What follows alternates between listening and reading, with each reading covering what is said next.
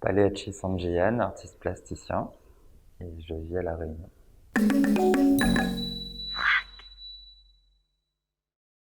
Je mets un soin particulier à traduire des langages, à faire passer des messages de l'informe à celui de forme. Donc en utilisant les végétaux, à côté desquels on passe tous les jours en réalité, je vais leur donner une nouvelle forme, une nouvelle vie et proposer un regard nouveau des humains sur ces végétaux-là.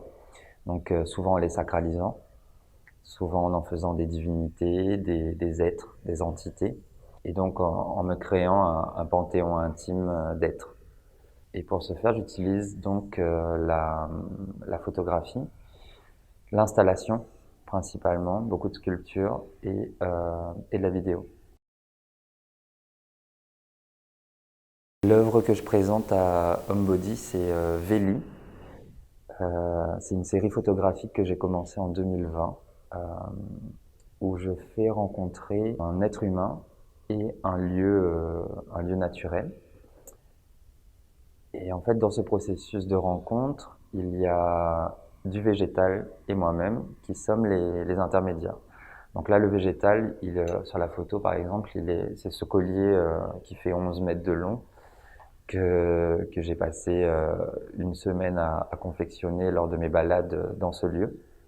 Donc il est fait de feuilles de lierre. C'était pendant ma résidence à Bourges. Ce sont des feuilles de lierre, de saule, de laurier, etc. Et donc c'est vraiment un objet qui est témoin de toutes mes balades dans ce lieu-là pendant ma résidence.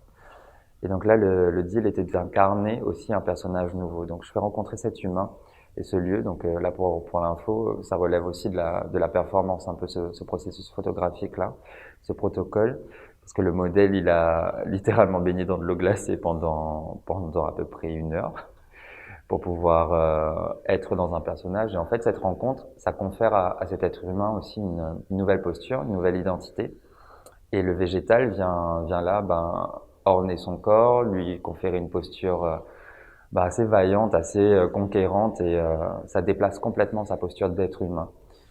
Et pour moi, ces êtres hybrides à la croisée comme ça des végétaux et du monde dans lequel on vit, c'est ces vélis là, donc ces gardiens. Ils incarnent un peu ces gardiens que je rêve dans le monde dans lequel je vis aujourd'hui.